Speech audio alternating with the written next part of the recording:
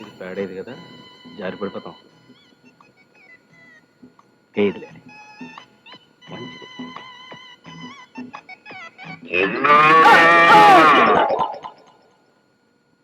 ఉన్న ఆధారం కాస్త పోయిందే.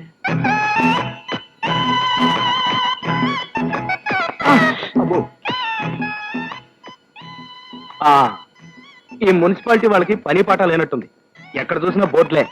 ఇలా వెళ్ళకూడదు అనుకుంటాను, ఇలా వెళ్తాను.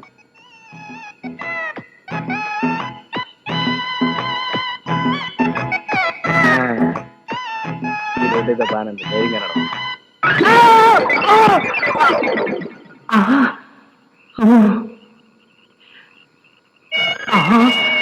Police sound. ఎవరయ్యది? ఎవరేంటి? మేమే. పడ్డవా దాక్కున్నావా? పడ్డమేంటి, దాక్కోవడం ఏంటి? మా పనోళ్ళు చెప్పినంత లోతు తీసారా లేదా అని పొలిచి చూస్తున్నా. ఓహో, మున్సిపాలిటీ సరికా? అయినా ఇంత చీకట్లో ఏమిటయ్యా? అసలే అందులో పావునున్నా ఉండొచ్చు. అమ్మో, పావునా? పావునంటే నాకు అసలు భయం. Hello, help help help help help. Hello, ఏంటి గురు పిలిచావా? వీడెవడో చిన్న కుర్రాళ్ళలో ఉన్నాడే, వీడు మన పైకి లాగలడా? ఎవడా నువ్వు పుస్కి? అదే గురు, పొద్దున్న క్రికెట్ బాల్ అందులో పడిపోయింది. నువ్వు అలాగే పైకి బౌల్ చేయి, నేను క్యాచ్ పట్టుకుంటాను. రాయ్, నీ బంతి తీసేయడానికి నేను ఇందులో పడ్డానుకున్నావా? నన్ను పైకి రాని నీ సంగతి తేల్చేస్తాను. పైకి రావటం జీవితంలోనే కాదు, గోతులోంచి కూడా చాలా కష్టం. ట్రై చేయి. Best of luck. వస్తా గురు.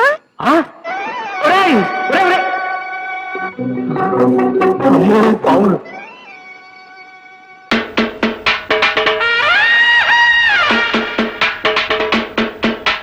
ఎవరది? గుడ్ మార్నింగ్ సార్, నా పేరు ఎస్ఐ అసిరయ్య, అముదార అసిరయ్య. దంగేరు నుంచి ఈ ఊరికి కొత్తగా ట్రాన్స్ఫర్ అయ్యి వచ్చాను. కొత్తగా ఏదైనా ఊరి పులిమేరల్లో అడుగెట్టి ఎట్టగానే ఏ పోలేరమ్మకో పోతురాజుకో దండం పెట్టుకోకపోతే ఎంత కీడు జరుగుద్దో, అలాగే తమలాంటి పెద్దోళ్ళకు దండం పెట్టుకోకపోతే అంత కీడు జరుగుద్దని వచ్చాను. What can I do sir? చాలా సంతోషమయ్యా, నీలాంటి ఇన్స్పెక్టర్ నా చేతిలో ఉంటే. ఎంత పొగరు వాడికి. ఎవరినమ్మా అటు తిట్టుకుంటూ వస్తున్నావు? వాడి ఆ గోపిగాడు. నమస్కారం మేడం గారు. చూడగానే సుర్రు సుర్రు అనిపిస్తున్నారంటే మీరే రాతగారు అయి ఉండాలని నాకు అండర్స్టాండింగ్ అయిపోనాది. ఎస్ఐ అసిరయ్య, మీ ఫాదర్ సేఫ్టీయే నా ఊపిరి. మీ ప్రాబ్లం ఏంటో నాకు చెప్పండి, నేను చేసేస్తానా. నేను కోపంతో వాడి హార్మోని పగలగొట్టానని వాడు నా కారద్దాలని పగలగొట్టి నీ దిక్కున చోట చెప్పుకోమన్నాడు. ఆని తిడితే నువ్వేస్తారు అంటావేంటి?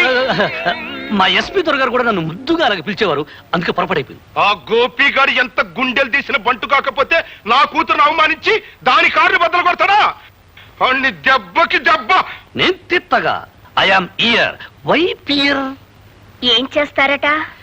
గుట్ట సప్పుడు కాకుండా గుండా యాక్ట్ కింద వాడు అరెస్ట్ చేసేయగలను. ఇంట్రాగేషన్ పేరుతో వాడి మొక్కలు చెప్పులు తీసి మీకు ప్రెసెంటేషన్ ఇచ్చేయగలను. దట్స్ ఆల్, అంతే. అదేదో వెంటనే చేసేయి. నన్ను అవమానించిన అహంభావిని పోలీసుల సహాయంతో అరెస్ట్ చేస్తే అది నా ప్రెస్టేజ్ కే భంగం. అయితే 4 రౌడీల్ని బెత్తాయించి ఆడి కాళ్ళు చేతులు తీయించేస్తా. దానికి రౌడీలు ఎందుకు? 6 అడుగుల ఆజానుభావుణ్ణి ఈ తెలుగుదేశానికి అంతగాని నేనుండగా నాకు బత్తాయించండి. వాణ్ణి పోలీసుల సహాయంతో దెబ్బతీయడం నాకు ఇష్టం లేదని చెప్పారుగా. నేను పోలీసు గుడ్డలేసుకుంటే పోలీసోణ్ణి, గుడ్డలిప్పేసినానంటే పూకిరోణ్ణి, ఒక్క లుక్కేసానంటే లుక్. నీ పేరు? సుల్తానా నదియా జిల్ జిల్ బుల్బుల్ కట్మల్ రజియా బేగం. పేరులో సౌండ్ బాగుంది, కానీ కొంచెం పొడుగు. అన్ని కుదిరితే కట్ చేసుకుందాం. ఇప్పుడు నేను అడగబోతున్న నాలెడ్జ్ కి సంబంధించిన కొన్ని ప్రశ్నలు నేను అడుగుతాను, నా సందేహాలు తీరుస్తారా? ఇదివరకు ప్రతి అమ్మాయిని ప్రశ్న నేను అడిగేవాడిని, ఇప్పుడు మీరు నన్ను అడుగుతున్నారు. ఓకే ఓకే, అడగండి. చూడండి, జంతువులకి భాష లేదు కదా. పుట్టగానే ఆకలి అని దూడ అడగలేదు, పాలు తాగు అని ఆవు చెప్పలేదు. కానీ పుట్టగానే దూడలు తల్లిని ఎలా గుర్తుపడుతున్నాయి, పాలు ఎలా తాగలుగుతున్నాయి? ప్రశ్న బాగానే ఉంది, కానీ క్లియర్ గా లేదు. ఇంకోసారి చెప్పు. చెప్తాను. నోరు లేని లేగదూడలు పుట్టగానే తల్లి తోక దగ్గరికి ఎందుకెళ్ళో పొదుగు దగ్గరికే వెళ్ళి పాలు తాగాలని వాటికెలా తెలుసు? This very very very simple and silly question. Jiljil Begum, ఇది నా లెవెల్లో చాలా బచ్చా ప్రశ్న. స్కూల్ బయట ఐస్ క్రీమ్ అమ్మేవాడు కూడా చెప్తాడు. అంతేగాని మీరు చెప్పలేరా? గన్ షాట్ గా చెప్తాను. భగవంతుడు సృష్టిలో కొన్ని ప్రాణులకి కొన్ని ప్రత్యేకమైన గుణాలు ఇచ్చాడు. ప్రాణులకి ఇన్ని ప్రత్యేక గుణాలున్నప్పుడు మనిషిగా పుట్టిన ఆడపిల్లకుండవా? ఈడొచ్చేదాకా తల్లిదండ్రుల పెంపకంలో పెరిగి జీవితం అంటే ఏంటో నేర్చుకుంటుంది ఆడపిల్ల. తనకు కాబోయే భర్త ఎలా ఉండాలో, తను భర్త దగ్గర ఎలా మసులుకోవాలో తెలుసుకోలేదా? Sure, definitely, perfectly. మరైతే కాబోయే భార్య ఎలా ఉండాలో నిర్ణయించుకోవడానికి ఇంటర్వ్యూలు ఎందుకండి? ఇప్పుడు టైపిస్ట్ ఉద్యోగం ఉందా అనుకోండి, అనుభవం ఉందా అంటే హైయరో లోయరో అనుకోవచ్చు. అదే పెళ్ళాం పోస్టుకి ఇంటర్వ్యూ జరిగితే అనుభవం ఉందా అంటే ఏం చెప్పాలి? ఉంది అంటే టపీమని మీ గుండె అయిపోతుంది.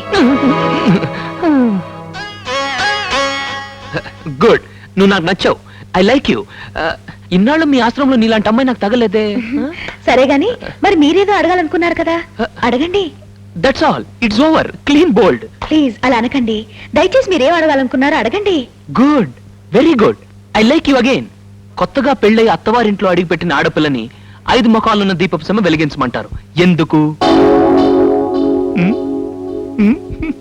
కొంచెం కొంచెం కష్టమైన ప్రశ్న కదా. పర్వాలేదు, టేక్ యూర్ ఓన్ టైం. నెమ్మదిగా ఆలోచించి చెప్పు. I will explain to you later. Take your own time. చూడండి, మీ ఇంట్లో 5 ముఖాలున్న దీపపు సిమ్మ ఉన్నంత మాత్రాన అందరిళ్లలో దీపపు సిమ్మలు ఉంటాయా? కొందరిళ్లలో గుడ్డి దీపాలు కూడా ఉండవు. కొందరిళ్లలో మట్టి ప్రమిదలు ఉంటాయి. కొంతమందికి ఇళ్లే ఉండవు. అంత మాత్రాన వాళ్ళలో కుటుంబ స్త్రీలు ఉండరా? వాళ్ళందరిలో ప్రేమ, అభిమానం, అనురాగం, వాత్సల్యం, సమయస్ఫూర్తి ఉండవా? గుడ్, నాకు రావాల్సిన సమాధానం వచ్చేసింది. సెమీఫైనల్స్ లో గెలిచావు. ఫైనల్ గా ఒక ప్రశ్న, నీకు పాట పాడడం వచ్చా? రాకపోతే చేసుకోరా? నో, నాకు మ్యూజిక్ అంటే ఇంట్రెస్ట్, దట్స్ వై. మీకు భక్తి పాట కావాలా లేక రొమాంటిక్ పాట కావాలా? భక్తి పాట ఎందుకు? నేను తెలుగు మాస్టర్ నైనా చాలా టీనేజ్ ఎమోషన్స్ ఉన్నాయి. రొమాంటిక్ పాటే పాడు. హాజీ.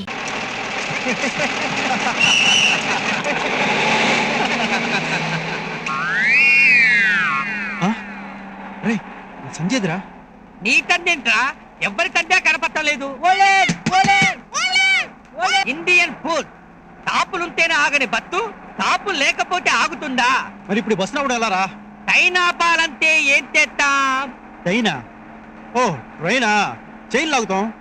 పత్తాపాలంటే కూడా ట్రైన్ లాగడమే ఈజీ. రాయ్, బస్సుకి చైన్లు ఎక్కడ ఉంటారా? Brainless fellow. క్యాట్! అది కూడా ట్రైను. అయ్యో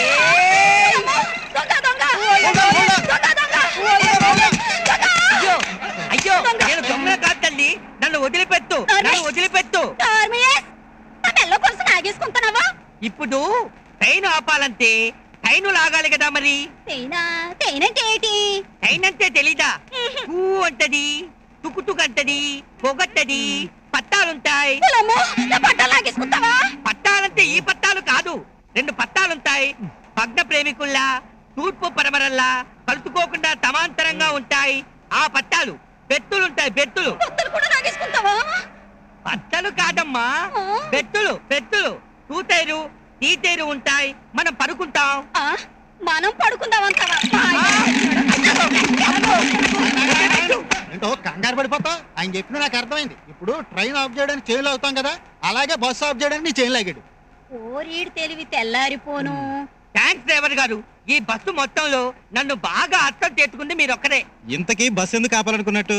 కలర్తూ ఫిగర్తూ లేని బస్సులో మేం ప్రయాణం చేయలేము.